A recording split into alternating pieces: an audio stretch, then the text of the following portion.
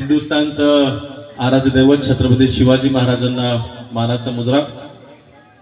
आपणा सर्वांचं दैवत, मराठी मनाचं मानबिंदू, हृदय सम्राट, शिवसेना प्रमुख सन्माननीय बाळासाहेब ठाकरे यांच्या स्फूर्तीचं अभिवादन करतो. आपणा सर्वांचे लाडके नेते, शिवसेनेचे ज्येष्ठ नेते, महाराष्ट्र राज्याचे माजी कॅबिनेट मंत्री सन्माननीय रामदासभाई कदम, या जिल्ह्याचे जिल्हा प्रमुख, उपजिल्हा प्रमुख, तालुका प्रमुख, तालुका संघटक, महिला आघाडीच्या सर्व पदाधिकारी, युवा सेनेचे सर्व पदाधिकारी, ह्या पालघर, शिरखल आणि पंचक्रोशीमधील उपस्थित सर्व ग्रामस्थ, खास करून आजच्या कार्यक्रमासाठी उपस्थित आमचे मुंबईहून आलेले आमचे सर्व चाकरमानी, आमचे सर्व बांधव, ह्या कार्यक्रमाला उपस्थित असलेले आमच्या ह्या पंचक्रोशीचे सर्व सरपंच, सर्व ग्रामपंचायतचे सदस्य, सर्व शिवसैनिक बंधू भगिनी आणि मातांनो, जलसंधारणाचे अधिकारी देखील उपस्थित आहेत. आज भाई मला वाटतं आपण 2015-16 साली जेव्हा या मतदारसंघामध्ये काम करायला सुरुवात केली त्यावेळेला संबंध पालघर गाव, आपल्याकडे पालघर गावामध्ये पाणी नाही. पालघर गावामध्ये जानेवारी महिना सुरू झाला की अगदी मे महिन्यापर्यंत आमच्या महिला पाण्यासाठी वणवण भटकायच्या. आणि नळपाणी योजना 20-22 वर्षापूर्वी झालेली नळपाणी योजना, पहिली मागणी होती की ही नळपाणी योजना दुरुस्ती झाली पाहिजे. भाई ज्यावेळेला आपण कॅबिनेट मंत्री होतात त्यावेळेला राष्ट्रीय पेयजल योजनेबद्दल अगोदर आपण 4.5 कोटी या योजनेला मंजूर करून दिले.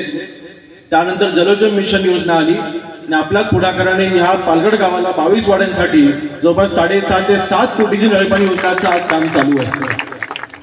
जलजीवन मिशन योजनेच्या अंतर्गत आपण ते काम चालू केलं. 6 वर्ष आपण सातत्याने पाठपुरावा केला.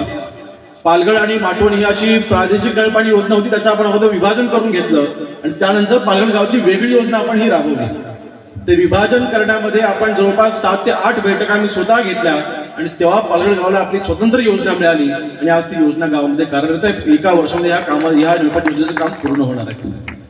परंतु आज पालघर गाव मोठं गाव, आज ज्या कामाचं आपण भूमिपूजन करतोय, धरणाचं काम, लघुपाट बंदराच्या मार्फत जवळपास 58 कोटीचा निधी आपण या धरणासाठी आपण मंजूर करून घेतलेला आहे.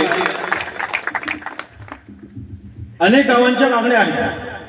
आपल्या सर्वांना कल्पना असेल, आपल्या कोकणामधील जो रामदासभाईंनी जो मगाशी कासमबाईंनी ते विषय सांगितला की सन्माननीय रामदासभाईंनी अनेक वेळा या बाबतीमध्ये विधानसभेमध्ये आवाज उठवलेला आहे. कॅबिनेटच्या बैठका या विषयाला घेऊन, कोकणाच्या सिंचनाच्या विषयाला घेऊन रामदासभाईंनी कॅबिनेट देखील गाजवलेले आहेत.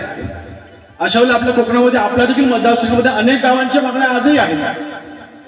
माझ्याकडे जवळपास आपल्या मतदारसंघामधल्या 20 ते 22 योजना आजही त्या प्रकल्पाच्या मंजुरीच्या अंतिम टप्प्यामध्ये आहेत.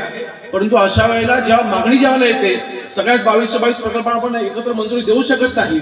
पालघर गावाची देखील जेव्हा नळपाणी योजनेची मागणी आली आणि आपल्या धरणाची मागणी आली आणि जेव्हा मी आमदार म्हणून आपल्या सर्वांच्या आशीर्वादाने निवडून आलो, तेव्हा जेव्हा यादी माझ्यासमोर आली तेव्हा दापोली तालुक्यामध्ये मी पालघरच्या धरणाला मी पहिलं प्राधान्य दिलं. कारण पालघर हा शिवसेनेचा बालेकिल्ला, पालघर हे आमचं लाडकं गाव म्हणून पालघरला आपण प्राधान्य दिलं.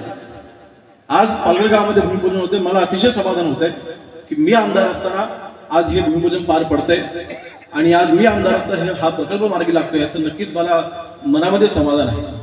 आपल्या परमपूज्य साने गुरुजींचा संबंध देशभरामध्ये पालघर गाव हे विख्यात आहे आणि अशा वेळेला पालघर गावाला जर का मी न्याय देऊ शकलो तर म्हणून आमदारकीचा आता काही उपयोग नाही. त्या भावनेने आपण हे धरण आपण मंजूर करून घेतलं. परंतु मंजूर करून घेत असताना निम्म काम होतं असं मी समजतो. निम्म काम आपण अधिकाऱ्यांच्या मार्फत आपण एस्टिमेट करून घेतो, आम्ही मंत्रालयातून काम मंजूर करून आणतो. परंतु जोपर्यंत स्थानिकांचं सहकार्य मिळत नाही तोपर्यंत कुठलाही प्रकल्प यशस्वी होत नाही. आपण स्थानिकांनी ह्याला संपूर्ण 100% सहकार्य केलं, त्याबद्दल आपल्या सर्वांचं मी खरोखर मनापासून आभार मानतो. अनेक असे प्रकल्प आहेत, कोट्यावधीचे 100-200 कोटीचे प्रकल्प, तिथे काही वादविवाद होतात आणि प्रकल्प रखडतात. 2-25 वर्ष तिथे प्रकल्प होत नाहीत.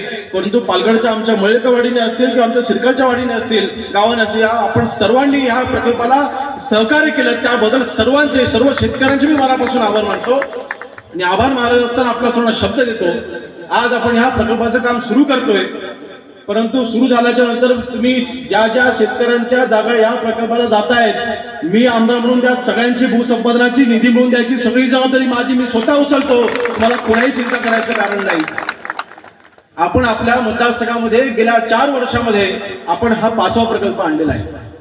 आपल्या जवळ असलेलं शिवतर गाव, त्या शिवतर गावामध्ये देखील आपण लघुपाट बंदराच्या मार्फत आपण प्रकल्प आणला आणि मला वाटतं रेकॉर्ड ब्रेक असा 14 कोटीचा निधी आपण तिथल्या शेतकऱ्यांना पुढच्या 1 महिन्याच्या आतमध्ये आपण मिळवून देतोय. 8 कोटी आलेले देखील आहेत. 6 कोटी आता अंतिम टप्प्याचे मिळवून द्यायचे, ते मार्चवर आपण त्यांना ते देखील मिळवून देतोय. 14 कोटीचा फक्त भूसंपादनाचे पैसे आहेत, प्रकल्पाचे पैसे वेगळे. जो 35 कोटीचा निधी आपण आजपर्यंत त्या शिवतर धरणावरती आपण खर्च केलाय आणि 14 कोटीचा भूसंपादनाचे आपण पैसे आपण आणून देतोय. मीच बसलो, माझ्यावर जबाबदारी तुम्ही सोडा. मी का हे सांगतोय, कारण शेवटी प्रत्येक जण राजकारणच, तुम्हाला त्याच्यावरती जास्त काय बोलायचं नाही. परंतु कुठल्याही अफवांवरती विश्वास ठेवू नका. काही असेल, पालघर म्हटल्यानंतर आपण शेजारीच आहोत की, डोंगर असं ओलांडून आलं की जामगर गाव. आणि मग आपण त्या भूसंपादनाच्या बाबतीमध्ये शेतकऱ्यांनी निश्चिंत राहावं. आपल्याला पैसे म्हणून द्यायची, निधी म्हणून द्यायची संपूर्ण जबाबदारी माझी आहे. मग आपण कुठेही कमी पडणार नाही. आणि फक्त आज आपण धरणाचं नाही, आज ज्या वेळेला डिसेंबरचा मागील अधिवेशन झालं, या अधिवेशनामध्ये आपल्याला सार्वजनिक बांधकाम विभागाच्या मार्फत आपल्याला निधी मंजूर करून मिळत होता. त्यावेळेला आपल्या पालघर गावामधील 5 रस्त्यांचा आपण मंजुरी देखील आपण मिळालेल्या जवळपास 1.5 ते 2.25 कोटी रुपये आपण रस्त्यांसाठी मंजूर करून आणलेले आहेत. त्याचं देखील भूमिपूजन आपण आज करणार आहोत. आणि मला वाटतं असा कोट्यवधीचा निधी, काल मी मंडणगडला होता, काल मंडणगडला 4 गावांमध्ये आपण एका दिवसामध्ये आपण 12 कोटींच्या कामांची आपण भूमिपूजन आपण एका दिवसामध्ये 4 गावांमध्ये आपण फक्त 4 गाव. माझ्या पुढच्या एका महिन्याचे नियोजन फक्त मी तुम्हाला सांगतो, 25 जानेवारी ते 29 फेब्रुवारी पर्यंत आपण आपल्या मतदारसंघामध्ये फक्त प्रमुख कामांचं आपण भूमिपूजन करत आहोत. या भूमिपूजनाचा आकडा 350 कोटी कामांची भूमिपूजन आपण या 30 दिवसामध्ये आपण करणार आहोत. 350 कोटी कामांची भूमिपूजन या फक्त 30 दिवसाच्या आत आपण करणार आहोत. इतका निधी आपण आपल्या मतदारसंघामध्ये आणतो. आणि अशा वेळेला आपल्या निधीच्या बाबतीत आपण निश्चिंत राहावं. भरघोस निधी आपण आपल्या मतदारसंघामध्ये आणतोय आणि म्हणून मला निवडणुकीची चिंता नाही. त्याबद्दल मी कधीच निश्चिंत झालेलो आहे. काय चिंता करायला हवी मला? अजिबात नाही ना. आणि पालघर म्हटल्यानंतर जेव्हा मागील विधानसभेच्या 2019चा निकाल लागला, त्या संबंध दापोली तालुक्यामध्ये पालघर जिल्हा परिषद गटाने जास्त मताधिक्य शिवसेनेने आपल्याला मिळवून दिलेलं आहे. आणि माझा विश्वास आहे त्यानंतर अनेक गावं आपल्यासोबत जोडली गेली. आता आपले साताऱ्याचे सरपंच पेडणेकर जे आपल्यासोबत आले, आपलं शिरसाळचे सरपंच अखंड गाव आपल्यासोबत आलं. अनेक शिवसैनिक आता वाढले आपल्या मतदारसंघामध्ये, आपल्या ह्या जिल्हा परिषद गटामध्ये. आणि म्हणून मला वाटतं मला निवडणुकीची चिंता नाही. म्हणजे प्रकारची कार्यक्रमाचा आपण जो आकडा सांगितला तो मला मान्य नाही. येत्या निवडणुकीला विधानसभेचा ज्यावेळेला निकाल लागेल, कमीत कमी 50 ते 60 हजाराच्या मताधिक्याने आपण निवडून येतो, हा माझा विश्वास आहे. मुंबईत जास्त असतात आपला कमीत कमी 50 ते 60 हजाराचं मताधिक्य आपण घेतो. इतकं चांगलं वातावरण आपल्या मतदारसंघामध्ये आहे. आणि म्हणून मला वाटतं आपण आपली विकासाची घोडदौड ही अशीच कायम सुरू राहील. आपण सर्व शिवसैनिकांचं मी मनापासून अभिनंदन करतो, कारण शेवटी जेव्हा विकास काम होतात तेव्हा आपण फक्त एकट्या मला श्रेय देऊन चालणार नाही. या व्यासपीठावरती फक्त नेत्यांना आपल्या सर्वांना श्रेय देऊन चालणार नाही. श्रेय आपल्या सर्वसामान्य शिवसैनिकांना जातं. तुम्ही सर्व विकास कामांचा पाठपुरावा करतात, तुम्ही सर्व मेहनत घेता. म्हणून आपल्या सर्वांचं मी मनापासून अभिनंदन करतो आणि अधिक न घेता इथंच थांबतो. जय हिंद, जय महाराष्ट्र.